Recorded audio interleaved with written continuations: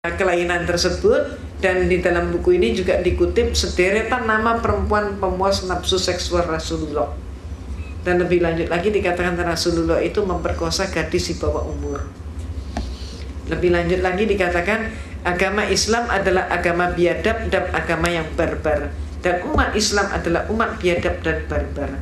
Ini adalah isi buku daripada Islamic Invasion karya Robert Morey. Buku ini menyebabkan saya merasa berkewajiban untuk menjawab. Sebab buku ini kalau tidak dihentikan akan memakan korban yang cukup banyak. Umat Islam yang tidak paham tentang Islam akan dimurtadkan, dan juga akan terjadi kesalahpahaman yang jauh lebih dalam. Itu sebabnya maka saya menulis sebuah buku yang berjudul Islam Dihujat. Ini untuk menjawab bukunya Robert Morey dengan judul tadi, dan buku ini usianya baru meluncur 10 hari. Ini sangat manfaat, dan memang buku ini sangat ditunggu-tunggu oleh MUI maupun juga Departemen Agama dan seluruh tokoh-tokoh kita. Buku ini insya Allah akan sangat bermanfaat. Banyak sekali tuduhan Robert Morey yang kita umat Islam tidak pernah berpikir bahwa akan ada tuduhan seperti itu. Contohnya termasuk antara lain, Robert Morey menyatakan Rasulullah SAW ketika akan meninggal panas atau demam tinggi. Nah, kemudian Robert Morey dengan liciknya dia memberikan berbagai argumentasi yang menyatakan saat itu sebetulnya demamnya Rasulullah itu disebabkan Rasulullah diracun oleh orang perempuan. Jadi meninggalnya Rasulullah itu karena diracun perempuan. Ini mereka ingin membuat persamaan bahwa Yesus mati dibunuh versi mereka. Di sini mereka juga ingin membuat sama bahwa Rasulullah pun dibunuh oleh perempuan. Kalau Yesus matinya dibunuh terhormat, pikir mereka. Kalau Rasulullah matinya adalah tercela karena dibunuh perempuan. Jadi akal-akal mereka yang sangat picik dan sangat licik. Buku ini andai kata di antara bapak dan ibu ada yang menginginkan, karena demikian banyak yang pesan, ini bisa didapatkan di Kerinci 10 nomor 3 Majestic, depannya Masjid Al-Ihsan, barangkali secara kolektif saja. Demikian pula untuk mengupas atau menguak tentang Natal tadi yang sangat menyesatkan kita umat Islam, terutama dari golongan muda, maka saya juga mengarang buku yang berjudul Perayaan Natal 25 Desember antara dogma dan toleransi. Buku ini sangat manfaat, dan alhamdulillah kebesaran Allah, keagungan Allah semata. Buku ini alhamdulillah sudah cukup banyak menghantar orang Kristen menjadi Islam. Mereka setelah baca buku ini mereka menjadi sangat ragu, terguncang. Maka kemudian bertanya-tanya agama yang hak itu yang mana.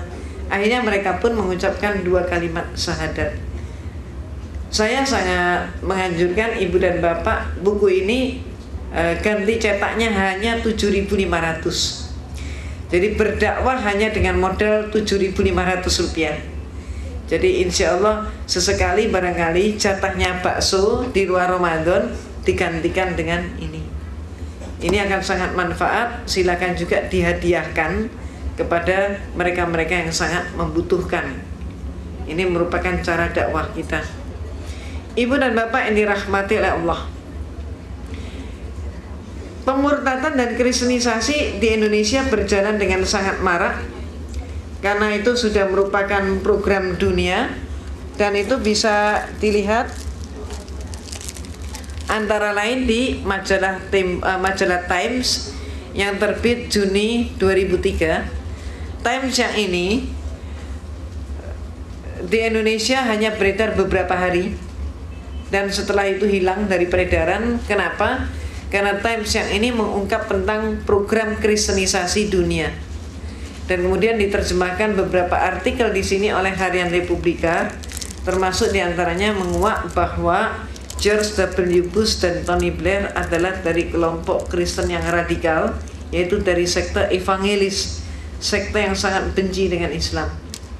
Dan kemudian juga dimuat tentang peta kristenisasi dunia, di mana Indonesia, tanah air kita, sudah masuk dalam peta itu dengan warna yang sama dengan negara Filipina Yang negara Filipina adalah negara Katolik. Indonesia warnanya sama dengan Filipina.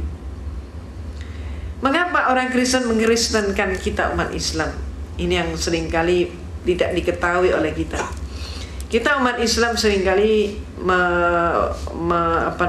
beranggapan bahwa orang lain sama dengan kita.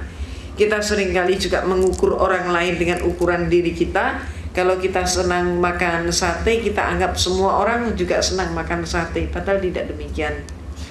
Kita mempunyai kitab suci Al-Quran yang hak. Kita pikir mereka juga punya kitab yang hak. Di dalam ayat Al-Quran ada rambu-rambu tentang dakwah. Antara lain yang senantiasa kita pakai rambu-rambunya, la ikraha fiddin. Tidak ada paksaan dalam beragama Islam. Itu rambu-rambu dakwah kita. Kita pikir agama yang lain juga punya ayat seperti ini. Antar umat beragama, maka ayat Allah yang mengatur adalah lakum dinukum waliyadin. Kita pikir mereka juga punya konsep toleransi yang sama dengan kita. Kenyataannya tidak demikian. Saya yang menekuni bidang perbandingan agama dan mempelajari kristologi sangat-sangat tahu bahwa kedua ayat itu hanya ada di dalam kitab suci Al-Quran dan tidak ada pada semua kitab yang lain. Yang ada pada Bible ayatnya bunyinya, carilah domba tersesat, kabarkanlah Injil ke seluruh penjuru dunia, dan jadikan seluruh penjuru dunia sebagai muridku. Jadi ayat ini kedudukannya sebagai ayat perintah, hukumnya wajib. Apa maksudnya ayat perintah dan hukumnya wajib? Seperti kita umat Islam oleh Allah diberi kewajiban menegakkan sholat 5 waktu. Maka kalau ada umat Islam sekian tahun dia tidak sholat, belum keburu sholat, dia dijemput pulang oleh malaikat. Dia masuk mana? Masuk surga atau masuk neraka? Masuk neraka karena meninggalkan wajib sholat yang hukumnya wajib. Demikian pula orang Kristen.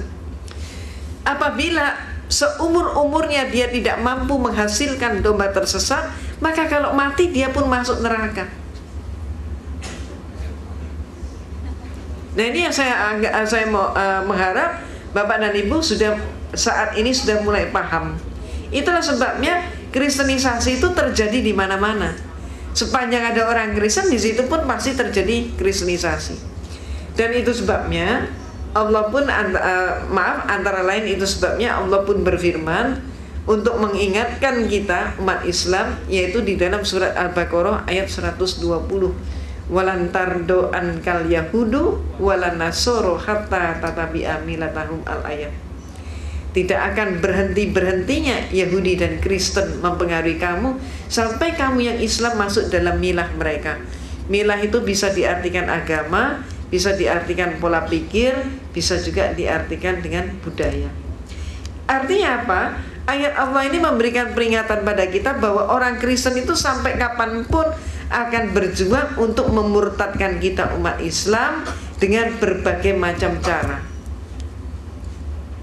Di Indonesia, kalau umat mereka masuk dalam suatu komunitas di mana umat Islam butuh bantuan sosial, maka mereka di situ bagi sembako, pakaian bekas, obat-obatan, beasiswa, hitanan massal gratis itu. Tapi kalau mereka masuk dalam suatu komunitas di mana umat Islamnya tidak butuh bantuan sosial, maka mereka mengatakan biar saja KTP-nya tetap Islam, biar saja identitasnya tetap Islam, yang penting pikirannya diubah sama menjadi pikiran Yahudi atau Kristen, minimal sekuler, minimal mengatakan semua agama sama. Contohnya begitu. Kalau mereka kemudian mengerjakan tentang pengubahan pola pikir, itu pun bisa kita lihat dari peristiwa Sistignas kemarin. Ada apanya dengan Sistignas kemarin? Mengapa Kristen menolak Sistignas? Ini terungkap dari sebuah majalah yang antara lain yang terbit di Amerika, majalah Fortune, Juli 2001. Dari Juli 2001 yang lalu, majalah Fortune sudah mengingatkan kita umat Islam. Cover depan majalah itu adalah James Riyadi. Titelnya James Riyadi The Most Dangerous Man to Muslim. Apa bahayanya James?